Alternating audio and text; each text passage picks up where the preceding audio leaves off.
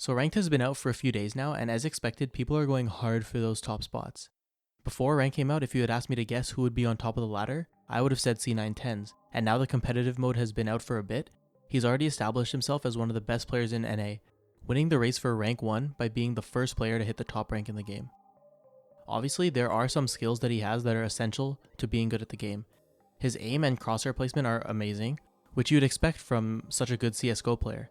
But there's lots of CS, Overwatch, Apex, and other shooting game pros grinding Valorant. So what is it that sets TenZ apart from the pack and makes him such a special player, able to hit Valorant within days of rank being released? There is something special and unique about the way that TenZ approaches the game that told me personally he would find success very quickly. And that is the fact that TenZ does the little things. When I say that, I mean that he has dedicated himself deeply to learning the ins and outs of the game. Many of the top Valorant streamers and players from closed beta so far have been grinding out unrated games and now grind competitive games. Look, obviously this grind is important, especially in a new game, just to get the hang of the game's feel and mechanics and improve yourself as a player.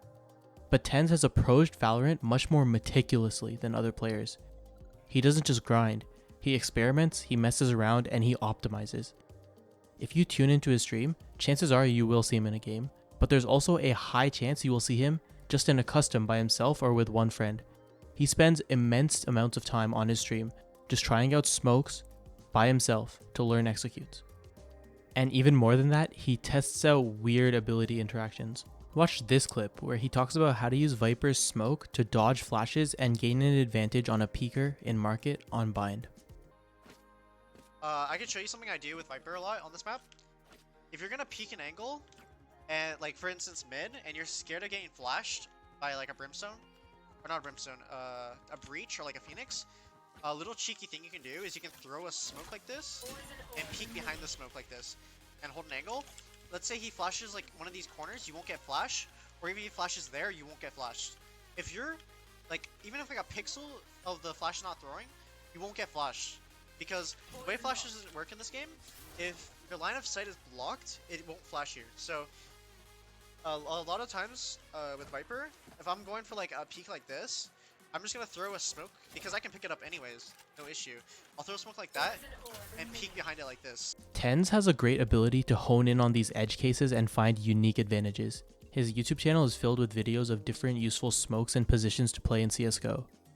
This ability is very useful and is even better than normal in the context of learning a new game. What I'm trying to say is that the way TenZ approaches learning by grinding out the finer details is an optimal way of trying to improve at a new game. To truly comprehensively learn something from scratch, you have to zoom in as closely as possible and understand its components at their lowest levels of abstraction. Then you take these pieces that you have learned deeply and separately, and when you put them together, you can zoom out, and the result of your learning is much better than if you just tried to learn all parts of something at once. This concept is sometimes called learning the macro from the micro, focusing on specific parts of something to learn about the whole. You can't learn how to build a clock by looking at a clock for hours. You have to get under the surface and find out what makes it tick. In chess, new players aren't advised to start learning by memorizing opening moves or figure out what to do in the mid game, but by looking at very specific isolated endgames where the board is down to a few pieces. So you can see, for example, how a rook and king can checkmate another king in this isolated environment. The reason this technique is so great is because it emphasizes depth over breadth. Rather than picking up a bunch of moves or tricks that look cool, learning the macro from the micro means you dig in deep to the core principles to try to understand how things work, which gives you a better picture of how the game as a whole works and how different parts of it interact.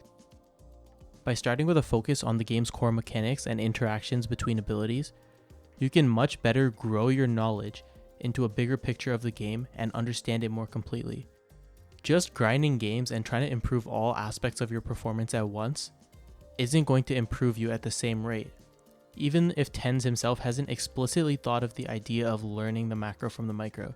That's what he does when he spends hours in customs testing out weird interactions and different smoke lineups, and that's what has made him such a well-rounded Valorant player in the early days of Ranked, making him one of the top players in the closed beta and enabling him to be the first player to hit Valorant in NA.